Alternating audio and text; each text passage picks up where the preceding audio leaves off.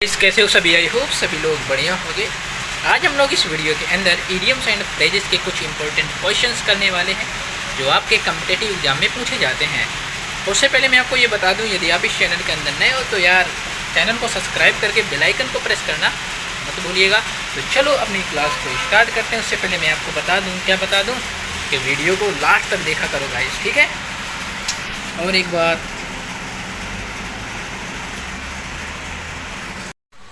जैसे यहाँ पर लिखा है एट वंस फिंगर से टिप्स। यार कि बहुत सारी चीज़ें कुछ ऐसी ही होती हैं, मतलब कहते हैं यार तुम्हारे फिंगर में है, ये तो चीज़ें मेरे फिंगर में है, तो ये तो चीज़ें मेरे फिंगर में है कि मैं मतलब कि इसका कहने का तात्पर्य ये हुआ कि उसके पास कंप्लीट नॉलेज है, right. To have complete knowledge, वो किसी चीज़ के बारे में कंप्लीट इन्फॉर्मेशन रखता है। बर्न वंस फिंगर्स, अब आपको ये देखना है गाइस कि यहाँ पर बर्न लिखा है तो मतलब कि ये निगेटिव मीनिंग दे रहा है। तो जब निगेटिव मीनिंग दे रहा है तो इन ट्रबल से यार, to get oneself into trouble, खुद का नुकसान कर बैठना। इस वीडियो के अंदर मैं आपको यहाँ पर इडियम्स एंड फ्रेजेस को याद करने की शार्ट ट्रिक भी बताऊँगा 2-3 क्वेश्चन के बाद। तो देखो, क्रॉस योर फिंगर्स, ये क्वेश्चन SSC के अंदर पूछा गया है। क्रॉस योर फिंगर्स, अपने फिंगर को क्रॉस करके देखो, राइट। तो इसका ये मतलब होता है आशा करने की चीज़ें उस तरह से होंगी जैसा आप चाहते हैं।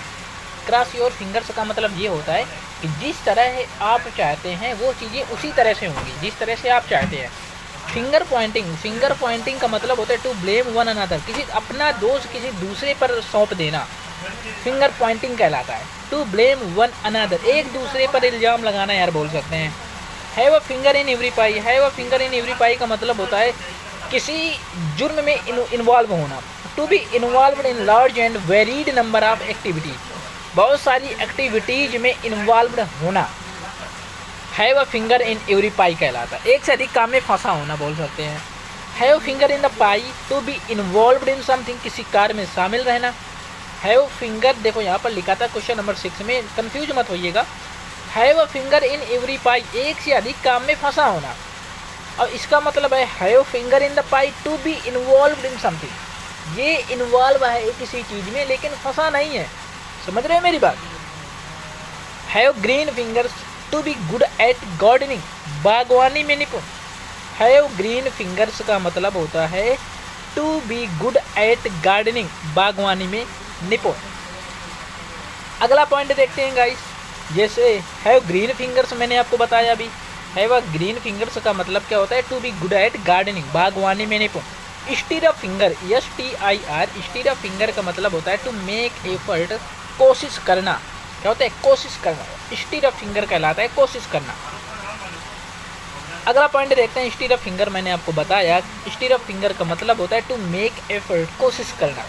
फॉलो वंस नोज, अपनी नोज को फॉलो करने का मतलब ये होता है स्ट्रेट, टू गो स्ट्रेट अहीड, नाक की सीध में चलना। अपनी नोज को फॉलो करना मतलब कि टू गो स्ट्रेट अहीड, नाक की सीध में चलना होता है। Have a knows for something, कहते नहीं यार नाक के नीचे कुछ है, तो मतलब कि ये है to have natural ability at something, a talent for finding. कहते नहीं कुछ लोग ऐसे होते हैं नाक को मतलब कि खुजलाने लगते हैं, इसका मतलब कि इसका ये मतलब होता है कुछ ढूंढ रहे हैं, है ना। To have natural ability something, उनके पास कुछ नेचुरल एबिलिटीज होती हैं ऐसा करने की कोशिश करने में, ठीक है, कुछ फाइंड करते हैं। अगला यहाँ पर लिखा है अंडर द नोज ऑफ, अब इसका ये मतलब हुआ अंडर द नोज ऑफ मतलब कि तुम्हारी नाक के नीचे कुछ है, तुम्हारी नाक के नीचे कुछ है, मतलब कि right in front of someone, नाक के नीचे कुछ होने का मतलब क्या है? तुम्हारे सामने कुछ है, आँख के सामने नाक के नीचे, राइट। अब अगला है by the skin of one's teeth, by the skin of one's teeth, ये SSC के अंदर क्वेश्चन पूछा गया है। By the skin of one's teeth, अब समझना इसके समझाने का तरीका क्या है। By the skin of one's teeth, दांतों के बीच की जो खाल होती है, दांतों के बीच में जो खाल नहीं होती है, तो कितना उनके दांतों और खाल के बीच में बहुत नैरोस्ट मार्जिन होता है, मतलब कि बहुत कम जगह होती है, प्लेस होता है। तो वही यहाँ पर लिखा है by the narrowest margin having a narrow escape, बहुत कम स्केप होता है, ठीक है यार। खुद सोचो, by the skin of one's teeth, दांतों के बीच की जो स्किन है उनके बीच में का जो अंतर होता है बहुत कम होता है। अब ऑप्शन में आपको ये चेक करना है, by the narrowest margin having a narrow escape, मतलब कि बहुत कम अंतर से, ठीक है। अगला यहाँ पर देखते हैं, जैसे यहाँ पर लिखा है cut your teeth on something, cut your teeth on something, अपने दांतों से कुछ किसी चीज़ को काटना क्या कहलाता है?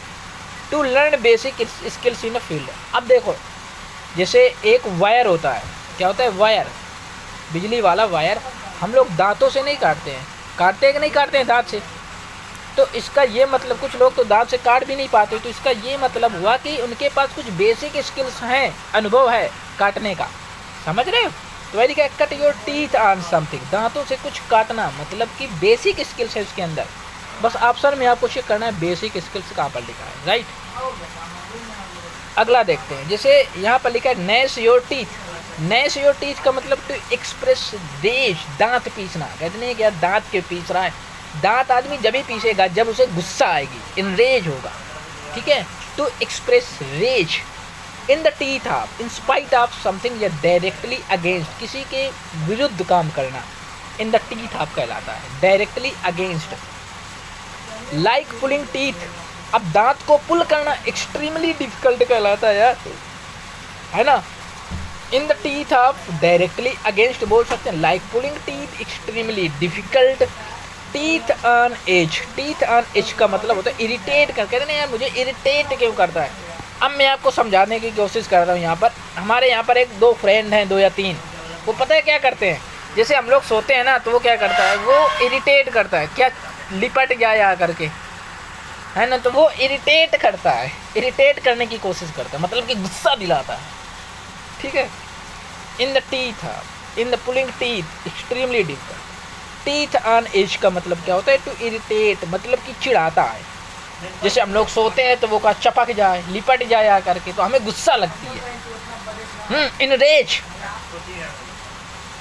To cut one's teeth on, मैंने आपको बताया ना, अपने दांतों से कुछ काटना मतलब उनके पास बेसिक एक्सपीरियंस है, बेसिक स्किल्स है, अनुभव है। अब यार टू शो टीथ, अपने दांत दिखाना, दांत क्यों दिखा रहा है, मतलब कि धमकी भरा रवैया अपनाना, दांत दिखाना। अगला क्वेश्चन है बटन वन स्लिप। अब यार बटन वन स्लिप, बटन की लिप को क्या करना, टू स्टॉप टॉकिंग, बातचीत कम करना। Pay lip service, to talk about supporting something without taking any concrete action, pay lip service. Zip one's lip, to be quiet, चुप रहना। जिप वन स्लिप्स का मतलब होता है टू बी क्वाइट या चुप रहना बोल सकते हैं।